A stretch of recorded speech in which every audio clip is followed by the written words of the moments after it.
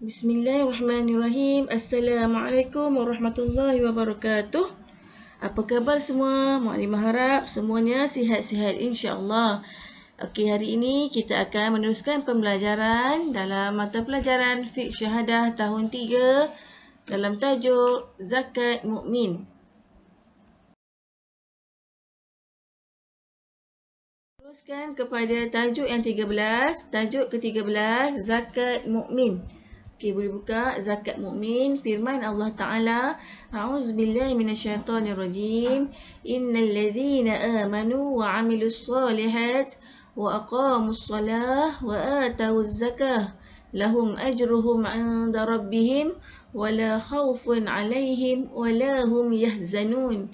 Yang memberi maksud, sesungguhnya orang-orang yang beriman dan beramal soleh dan mengerjakan sembahyang serta memberikan zakat, mereka beroleh pahala di sisi Tuhan mereka dan tidak ada kebimbangan dari berlakunya sesuatu yang tidak baik terhadap mereka dan mereka pula tidak akan berduka cita.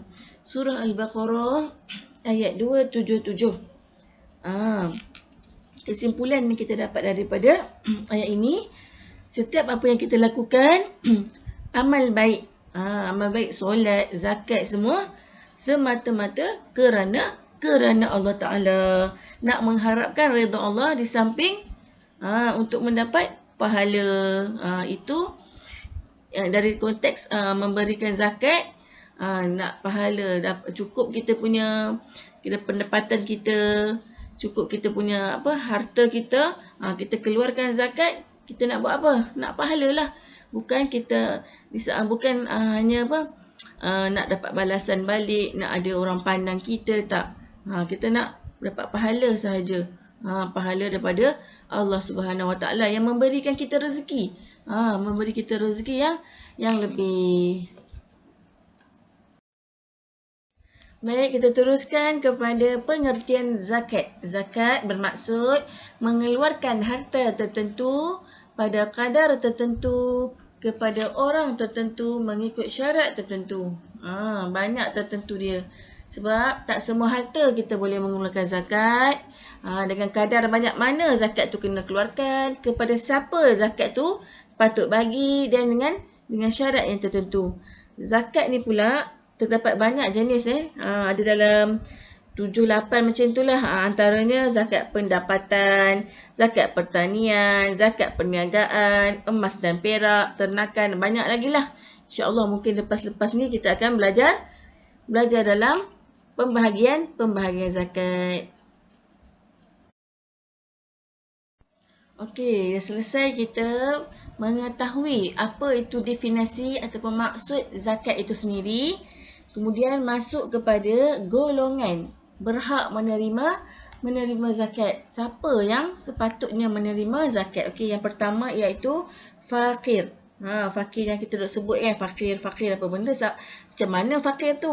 Fakir orang Islam yang tiada harta dan pendapatan yang tak mencapai pun 50% daripada dirinya ataupun tanggungannya. Tak cukup pun. Tu pun kena minta. Memang tak cukup lah. Itu namanya fakir. Okey, seterusnya miskin pula. Punyai harta ataupun pendapatan yang hanya boleh menampung dirinya lebih 50% tapi masih tak cukup. Setakat ada yang ada je. Nak lebih tu memang tak ada. Macam orang kata kais pagi makan pagi kan. Kalau makan pagi, hari pagi tu ada rezeki, waktu itu je lah. Petang nanti kerja lagi, cari lagi duit. Setakat yang mana ada je.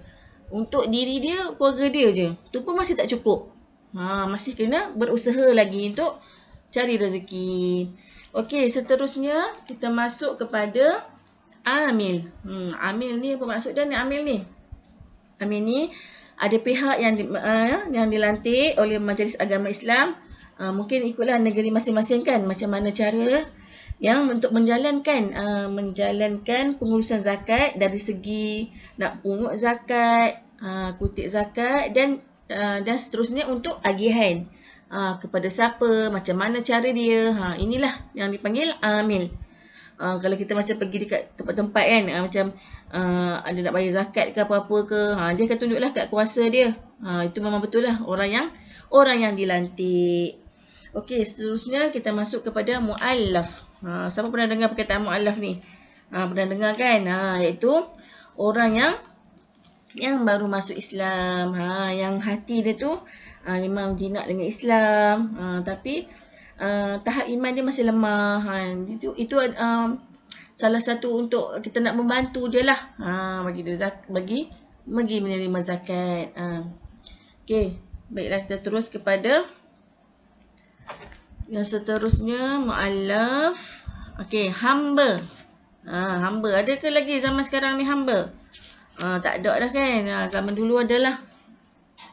Zaman dulu memerdekakan orang Islam daripada cengkaman penghambaan dan penaklukan.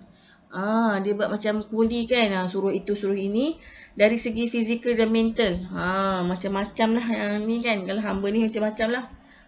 Kalau kita tengok kisah-kisah dulu kan. Zaman-zaman Arab dulu. Macam mana diperlakukan dengan hamba ni kan. Okey. Itu pun berhak menerima zakat. Seterusnya orang yang berhutang. Orang yang berhutang. Kenapa dia nak dapat zakat pula? Orang yang berhutang untuk memenuhi keperluan di asas diri dia. Untuk diri dia sendiri dia kena hutang. Dia berhak menerima zakat. Sebab apa? Sebab dia nak urus diri dia, nak beli keperluan diri dia pun tak ada. Dia berhutang dengan orang lain. Jadi dia pun berhak menerima zakat. Dia tak ada keupayaan nak bayar hutang tu. Dia pun berhaklah untuk menerima zakat. Okey. Seterusnya apa lagi? Musafir, betul lah. Musafir ni macam mana? Musafir ni dia apa? Dia pergi berjalan berkelana orang panggil kan, berjalan ataupun pergi pergi berjalan, pergi ke satu tempat, pergi untuk meneruskan dalam perjalanan tu tak ada pendapatan ataupun pembelajaran dia habis. Di situ dia bolehlah mendapat sedikit lah, bukan sedikit, maksudnya adalah hak dia untuk nak terima zakat. Dalam perjalanan tu dia memerlukan kemudahan ke asas ke apa ke kan. Dia boleh terima zakat. Okey, seterusnya fi sabilillah ataupun belajar.